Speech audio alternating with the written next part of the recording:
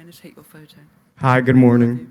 My name is Erwin, and I'm new to mending and the idea of mending. I mean, I seen my parents mend a lot of my clothes when I was younger. I just wanted to get your perspective on why we should mend, and living in a first world country is not very common, and maybe we don't have the necessity to mend as maybe our parents who are immigrants or the generations above us. So I just want to get an idea of what your perspective is on why and for what reason we should keep the tradition of mending going. Yeah, thanks, Owen. I mean, that's the fundamental question. Really is. Yeah. I mean, I didn't have the space and time to go into this today, but I mean, it's a. Oh, yeah. It's right there. Answer. But there is, I mean, of course, most of the world needs to mend still. I mean, it's not, clothing insecurity is real, and we have the privilege, the immense privilege of having choices here, and we have too much stuff, and we discard it, and it goes to countries where it then goes to ruin their own indigenous domestic textile industries. I mean, it's a lot. But we should learn from them, because there are all the mending. I mean, I tried to show you today how creative it can be. And so why else would we who have choices, we're lucky to have choices, why would we bother? Because you're making a statement, that's why visible. I didn't really sort of push the visible part, because I feel like you all know that now, because it's known, it's a thing, it's out there. But I'm a little worried that this trend that it has become will end, and then we'll just get bored of mending. The certain look you've probably seen, the Sashko style jeans, and there are these looks, but there are infinite looks, co-design. So put the time in, take some time out of that. We all have time that we can reassign. I think it's fair to say all, not everyone at all, but a lot of us can, don't try and finish Netflix. Or you could do it at the same time, actually. It's really good to Netflix and Dawn. I mean, it works. So you could do it with other things. You can do it with your podcasts, for sure. You can't do it while you're driving, but while someone else is driving, it's fine. So anyway, your question was why. And the why is, when we do this, a lot of us, the more of us that do this and the more it spreads, the more. My thing is always, don't hit people over the head with, God, fashion's terrible, fast fashion, it's ruining the earth. Yeah, it is. But no one wants to hear that. It just makes you want to run to H&M sale. It really is it's a thing. Or to, the second-hand flipping, that's a whole other thing. But what about we just do things that are really beautiful, exciting, unique, and creative and fun, and put them over here so that people see this and they want to do that. They want part of it. They want in. And look at Marc Jacobs and Tom Brown. I mean, these are literally this week, Fashion Week at New York Fashion Week. They're all showing, and they've been doing it for decades, and that's another thing, but I researched this and I can prove it, but it's fashion. Fashion has appropriated this look, so let's take fashion and make it ours again, because it's really broken. It's really broken, and it is not fun. I can't go into those stores, those, the ones. I just can't. It makes me sad. I feel, maybe I'm being ridiculous or oversensitive, but I swear I can feel that misery. I mean, it just feels sad. And it's because people's lives are ruined. The people that make our clothes, they are not well treated. And those poor kids in Bangladesh you saw, that's from 2017. It's a whole series a photographer did, but it's real, it's happening. And the giant factories, that doesn't do much good for the earth either. Sorry, that's probably too much answer. But, yeah.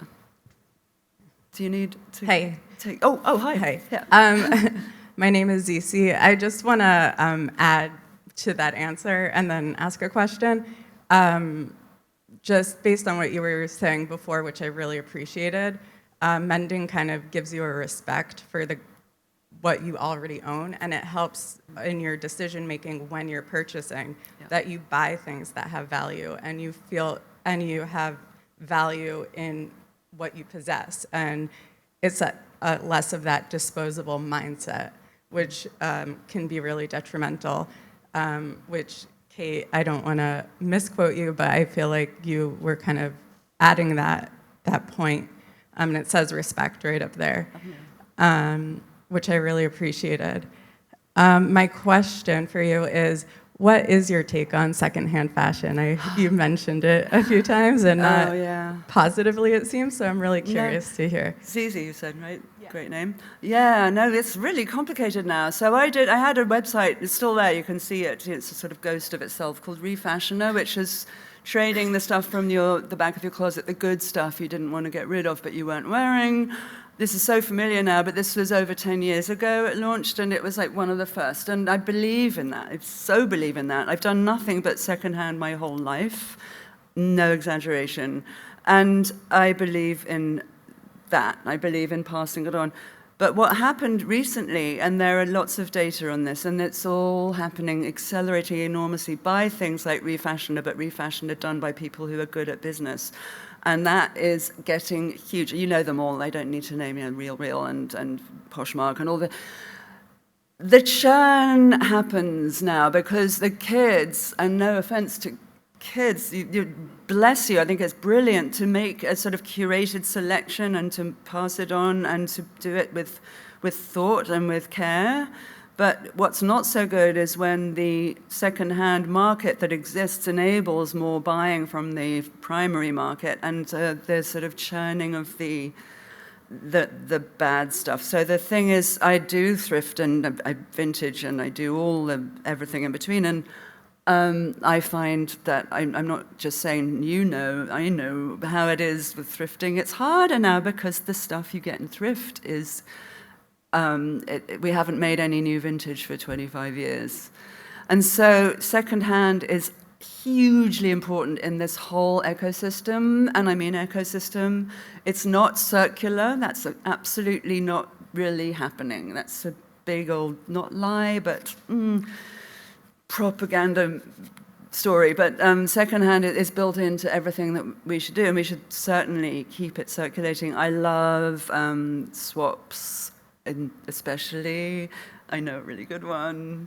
And there's other things like that. The rental market is interesting. But anyway, the secondhand is essential. And if you don't want to mend your thing, give me it. I'll mend it. I love it. It's fun. I run out. I don't really. But I could run out of mend pile. Mend March, anyway, it's connected. That's the short one. I could have done that in one word. Yeah. I have a question from Livestream. Oh, yeah. Actually, there's 3, and now they sent me 3, and now I have to choose one. Anyway, I'm going to choose Arbo. Arbo on the Livestream asks, have you explored cross-cultural mending methods? For example, Japanese kintsugi, particularly as related to healing trauma. This work has applications in many areas of collective healing. Oh, yeah, absolutely. I'm devoted to cross-cultural mending methods. We learn from other cultures much more than we learn from our own sort of rather rigid pedagogy that I mentioned there. There's a kintsugi floor out there. Did you all notice? Did you look down? It's beautiful. Yeah, so kintsugi is not so much for clothes, but there is actually in the Netherlands, there's an operation, the Golden Joinery, it's called. Look them up. They've made a board game of kintsugi for clothes. It's beautiful.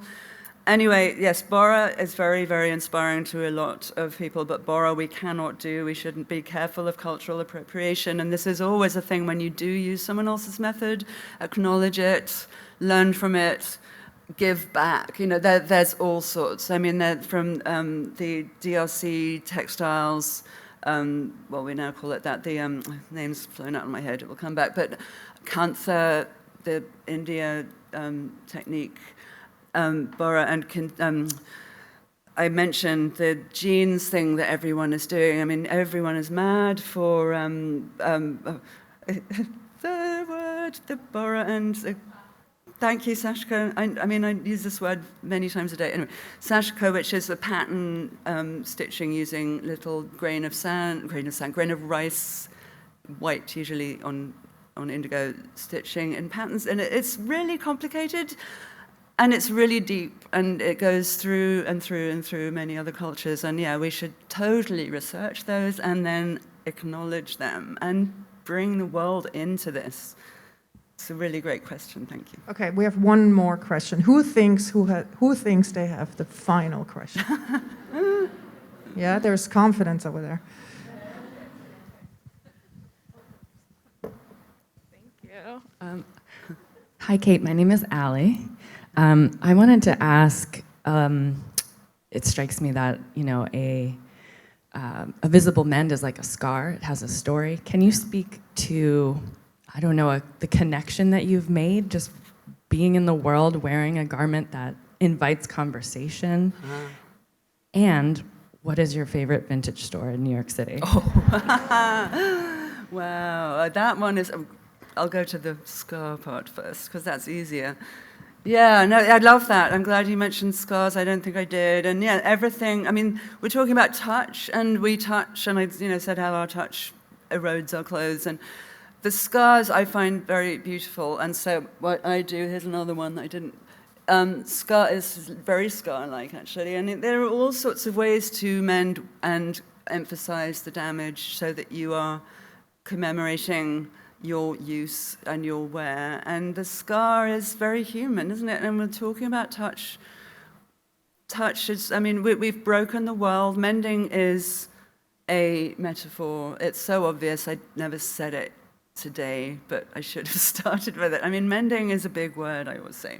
And we're looking to mend more than our clothes. And we're looking by showing the scar, by making the scars obvious. I think I'd say on that website, visiblemmending.com, wear your scars out and proud. And that is what app's a badge of honor. It's very much about the scars and healing, attempting to heal the planet, fashion, our own, our private practice, our everyday experience, what we spend our time with and on, and how we interact with the material world. So thank you for that question. The final question, it was indeed appropriate. It was wonderful. And by the way, I should have probably said, at Visible Mend is my Instagram. Please, if you do Instagram, and I have mixed feelings, and there's no doubt that Meta is no comment, but it's really very, very fun. And Mend March is a party. It's absolutely the nearest thing to a party you can do on there. And please join in and, DM me and say you were here and all that stuff. And these are the prompts. No, they're not there. But you'll find them at Visible Mend. That's all. What's your favorite vintage store? Oh, my favorite vintage store. Well, I know this is not going to be very exciting, but I just devoted to Beacon's Closet. I love it. I love it. I love it. I'm a little concerned because the churn is real there too. It's really gone down. And that is like the final, that's like the canary, not the canary, because the canary dies first. This is, I don't know, the large horse in the coal mine. I don't know. So I want to know yours though, Alan. You can tell me later. Okay. Oh, yeah. What's your favorite store? You asked it. Favorite vintage? I think I got this at Beacon's. Yeah. And then I broke it. Or it broke it. I don't know what. Yeah. 10 cents. Oh, Stella Dallas 10-foot single. I love that one too. Really good one. Unearthed vintage on Smith Street. Oh, the new one. The new one, that's really new. No, that's a good one. Unearthed vintage. And actually, there is one in Soho on Broadway. It's the Vintage Twin. That's actually pretty good. I love that they're there. They're right in the center of commerce, and they do some remaking stuff. And I love that place, actually. It's a good one. Okay.